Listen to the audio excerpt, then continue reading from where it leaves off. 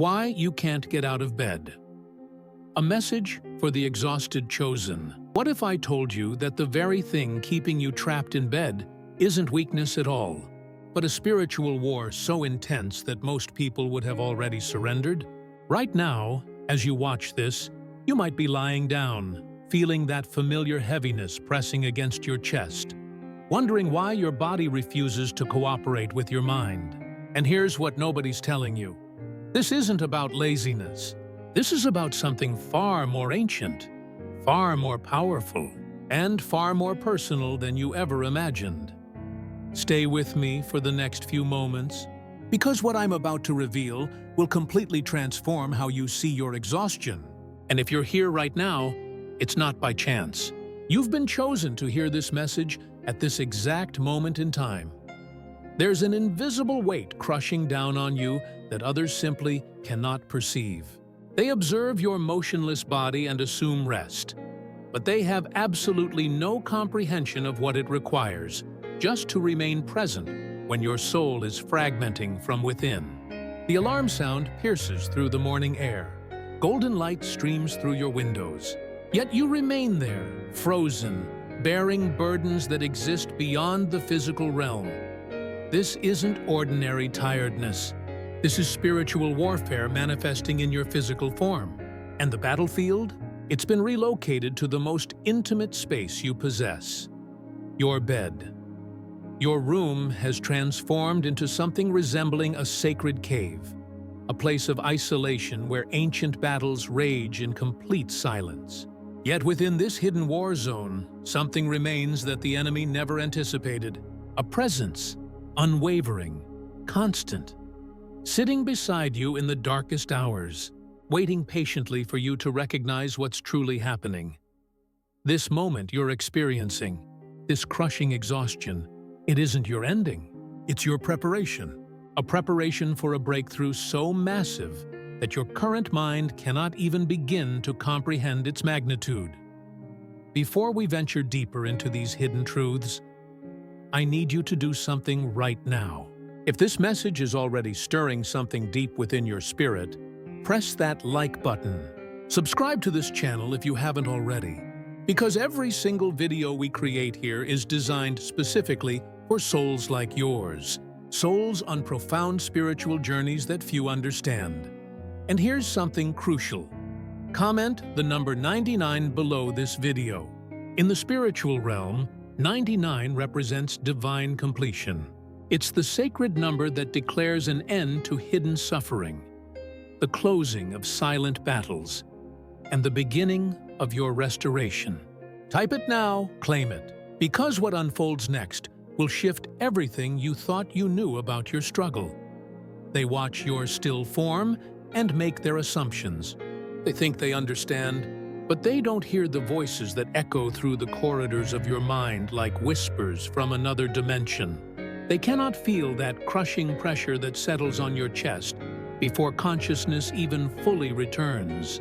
They don't witness the warfare unfolding beneath those covers because the enemy has mastered the art of attacking you in absolute silence. You aren't in that bed because discipline has abandoned you. You haven't withdrawn because surrender found you. You're lying there because you're engaged in a fight to maintain your humanity in a world that has systematically attempted to break you at every conceivable level. And not a single soul knows how many times you've rescued yourself in the pitch-black darkness with no audience, no recognition, no earthly reward.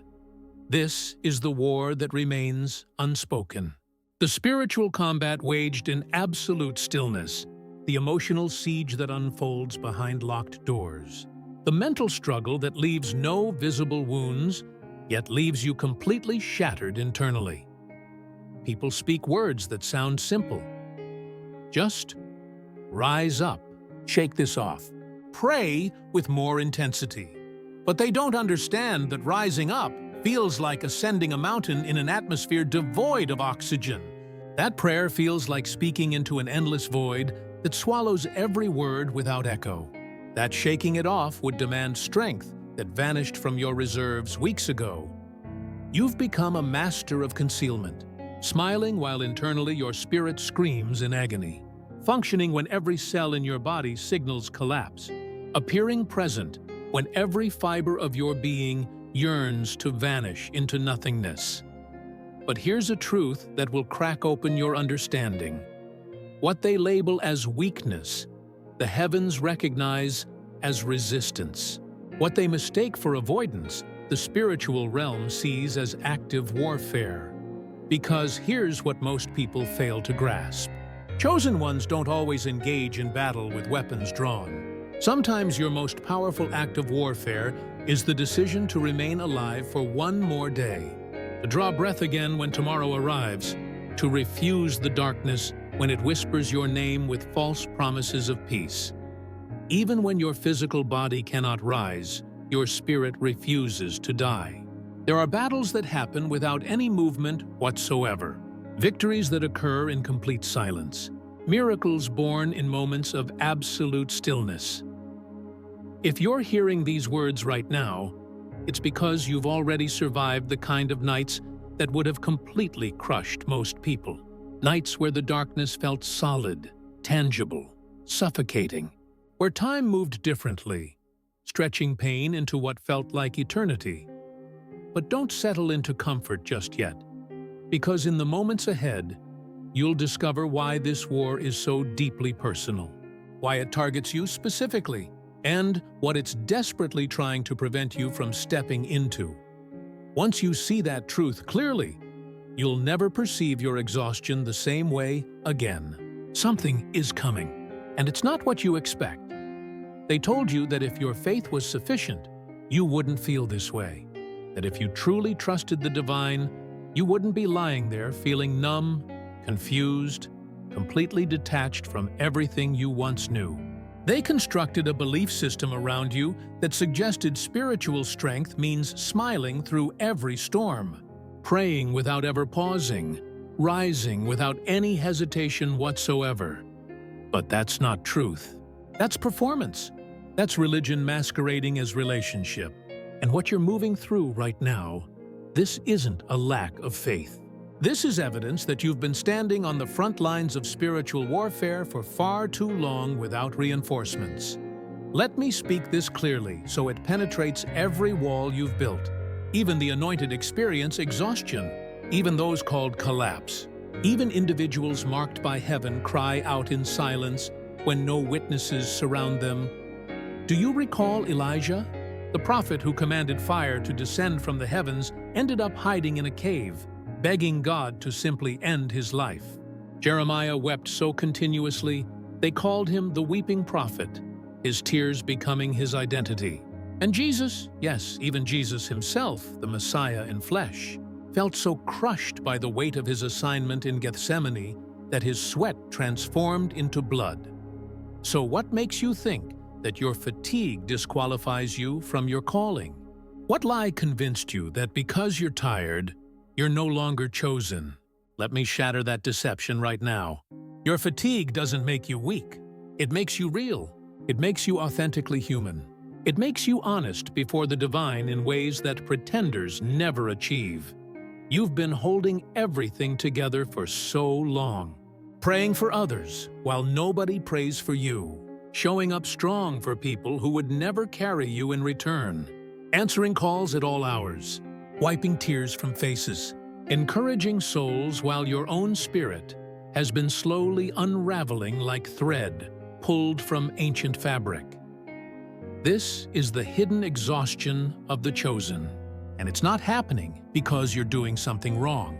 It's happening because you're carrying something sacred, something most people aren't equipped to even touch. Chosen ones aren't just born with purpose already activated.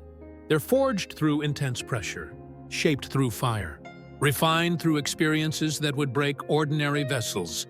You've been stretched beyond what felt possible, drained until you thought nothing remained, pushed to your absolute limit. Not because you're weak, but because God trusted you with something that cannot be carried by average souls. But here's the truth that will shift your entire paradigm. You were never meant to carry it alone. Even Jesus needed Simon to help him carry the cross. So why are you still trying to prove your strength by suffering in silence? That exhaustion you feel pulsing through your being, it's not failure. It's an invitation to slow down, to release what you're gripping so tightly, to stop pretending you're fine when you're bleeding behind the scenes, to crawl into the arms of the one who knows you're tired and doesn't shame you for it.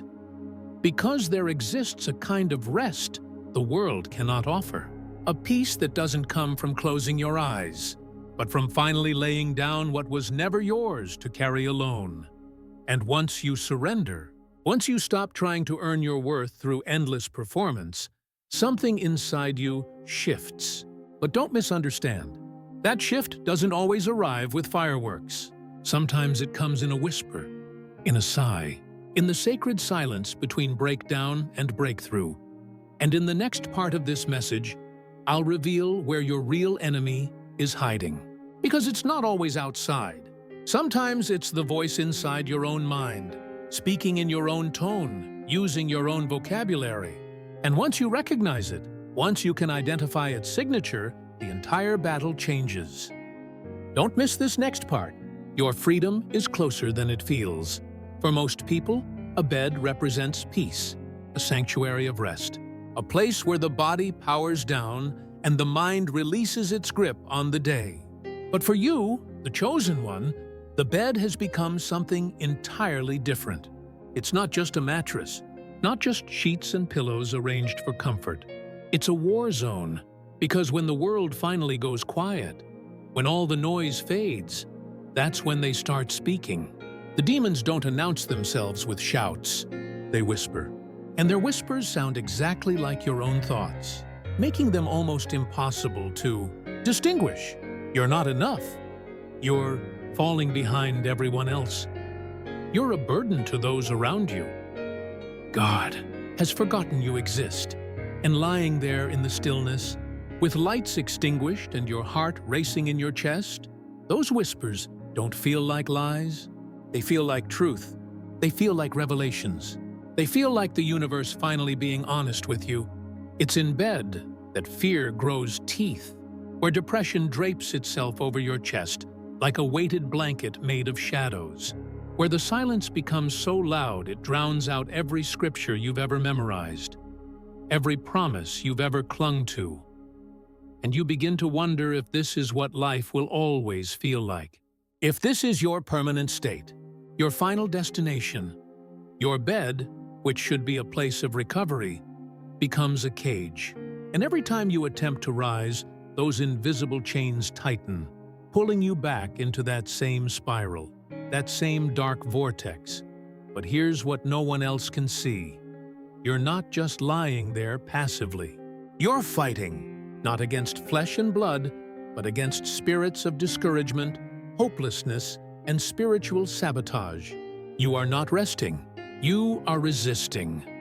And while the enemy uses the bed to torment you in your most vulnerable state, what he didn't calculate was God meeting you there too. Yes, God. The same God who split seas in half, who raised the dead from graves, who spoke galaxies into existence. He's been sitting on the edge of that very bed, watching over you. Not judging, not scolding, not disappointed, just staying present, staying silent when silence is what you need, but staying regardless.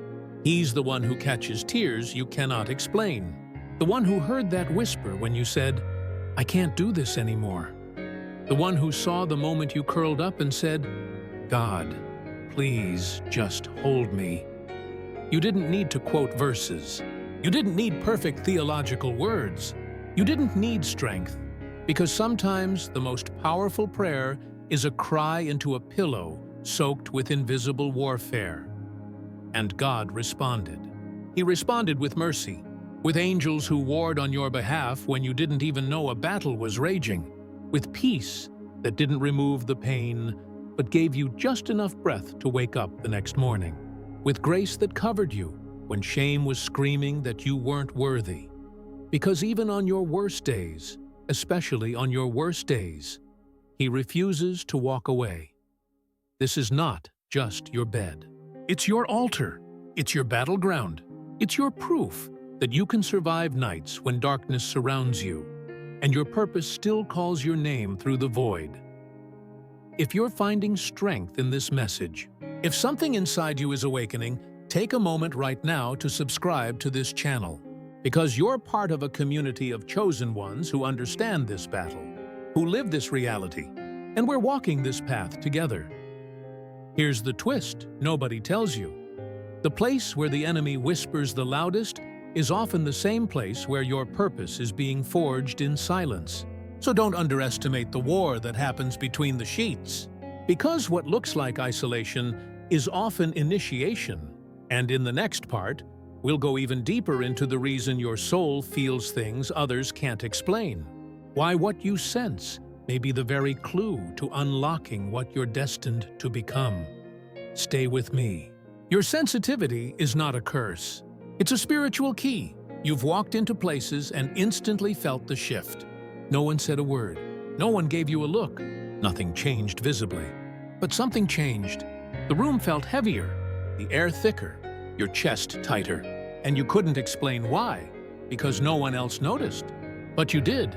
You've had days where you woke up with a weight that didn't belong to you, sadness that wasn't yours, anxiety that came out of nowhere, like fog rolling in without warning, emotional waves that hit without cause, and you wondered, what's wrong with me? Why am I like this? But let me speak a truth that will pierce through your confusion, like light through darkness. There is nothing wrong with you. You're not too sensitive. You're not overreacting. You're not broken. You're spiritually wired, built by God to feel what others can't even see. And that kind of gift, it doesn't come without a cost. You weren't called to walk in crowds unnoticed. You were designed to move through atmospheres and shift them without saying a word.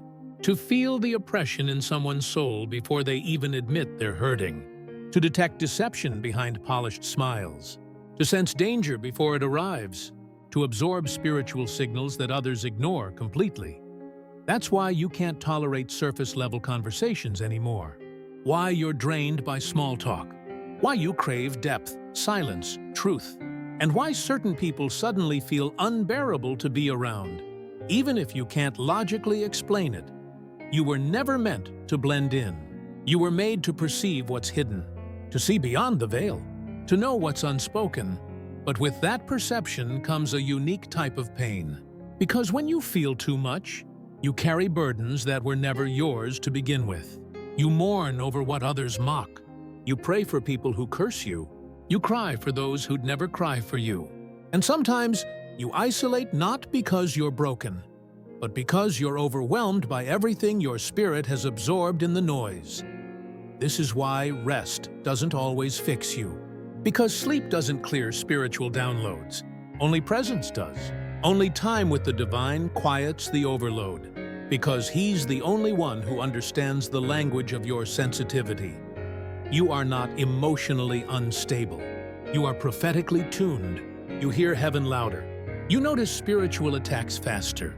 You feel divine grief when others are still distracted by gossip and entertainment. And the enemy knows something crucial.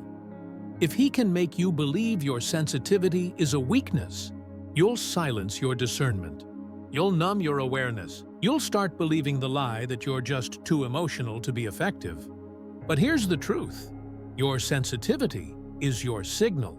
It's how heaven speaks through you. It's how angels warn you. It's how the Spirit leads you to places others avoid. You were never called to be ordinary. Ordinary people don't feel the shift in the air. Ordinary people don't wake up weeping for nations they've never visited. Ordinary people don't cry out for souls they've never met. You are spiritually awake, spiritually charged, spiritually dangerous to the kingdom of darkness. And yes, it's exhausting. Yes, it's lonely. Yes, you feel misunderstood more often than not. But it's part of your design, part of your assignment, part of what makes you unstoppable when you finally own it. So the next time someone says you're too sensitive, smile. Because what they see as sensitivity, heaven sees as a divine instrument of spiritual perception. And in the next moment of this message, will uncover the final secret war you've been fighting. The one that attacks not just your strength, but your very desire to keep going. And once you understand why that war has intensified lately, you'll never question your worth again. Keep watching, because the most dangerous part of your journey is also where your greatest power is about to rise. Let's talk about the part no one dares to mention. The moment you've rehearsed in silence but never had the courage to speak aloud. That thought, that deep, hollow ache that says, "What if I just disappeared?" Not out of drama, not to get attention, but because everything feels too loud, too heavy, too much. You fantasized about silence, not peace, but absence, not healing, but vanishing. There were days when even breathing felt like a burden, when your name felt foreign in your own mouth, when the world kept spinning and you just wanted to pause everything and step out. But hear this, that urge doesn't make you broken. It doesn't make you ungrateful. It doesn't make you weak. It makes you human. A human being who's been carrying God-sized weights on a soul that's been bleeding in secret. You've been the strong one, the one who holds others together while falling apart internally, the one who shows up, smiles, delivers, uplifts, while screaming for someone to notice that you're not okay. And the truth? You got tired not because you're undisciplined, but because you've been alone in the fight for far too long. Spiritual isolation is real, and it's especially intense for the chosen. Because your battles are too sacred to be explained, your burdens too divine to be carried by just anyone. You don't just fight for yourself. You fight for generations. You fight for legacies. You fight for things people mock because they have no idea what it costs to carry a mantle like yours. And in that exhaustion, the enemy waits. He doesn't need to destroy you. He just wants you to walk away from your own destiny. But even when everything inside you screamed to let go, even when quitting felt like the only mercy left, something flickered, a whisper, a breath, a pulse in your spirit that wouldn't die. It didn't shout. It didn't force. It simply stayed. And that flicker, it's sacred. It's the part of you God planted before you were even born. The ember He buried deep within you that says, "Not yet. Don't quit. There's still more." You may not feel strong. You may not feel holy. You may not even feel awake. But the fact that you're still here, still breathing, still watching this video, is proof that your story isn't finished. You don't have to rise with perfection. You don't have to rise with answers. You don't even have to rise with energy. You just have to rise with willingness, even if your hands are trembling, even if your voice shakes, even if your eyes are swollen from crying all night. Rise anyway, because the enemy's greatest fear was never your fall. It was your comeback.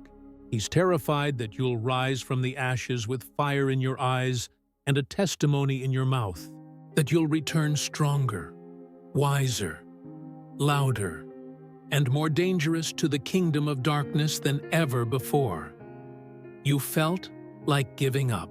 But what if I told you the very moment you almost let go was the moment right before everything begins to shift? Stay right here, because in the conclusion, I'm about to tell you what all this pain has been leading to, and why your survival wasn't random, but prophetic. You've carried enough. Now it's time to walk into what was always meant to be yours. Listen to me. If today all you could do was breathe, if your only victory was opening your eyes and whispering, "God, I'm still here," then you've already conquered what crushed others. Heaven saw it, hell feared it, and the earth felt it. Because when a chosen one rises, even in silence, even in slow motion, something in the spirit realm shifts. You didn't survive this long to go unnoticed. You weren't carried through hell just to go back to hiding. That bed wasn't your prison. It was your proving ground. That silence wasn't your shame. It was your sacred cocoon, and that exhaustion, it wasn't weakness. It was evidence that you've been wrestling with angels, and your name is about to change. You are not lazy. You are not broken. You are not too far gone. You are becoming. Becoming the version of you that darkness tried to kill. Becoming the voice you once needed to hear. Becoming the light that cracks open rooms full of despair. Every tear was a seed. Every silence a sentence in your testimony. Every breakdown a blueprint for your rise. So when you stand up, even if you stagger, you are fulfilling prophecy. You are activating power. You are walking in resurrection. God never left you in that bed. He sat beside you. He fought for you. He waited with you. And now He's rising with you. So rise, chosen one, not because you're ready, but because you're called. Not because you feel strong, but because your assignment can't wait anymore. Even if you rise in pieces, you are still rising with power. Comment below. I choose to rise. Let heaven take note. Let hell tremble. Let every lying voice in your mind go silent. Because you're not done. You're just getting started. And the next time your feet touch the floor, the ground will remember a warrior just stood up. Get ready. Because now everything shifts.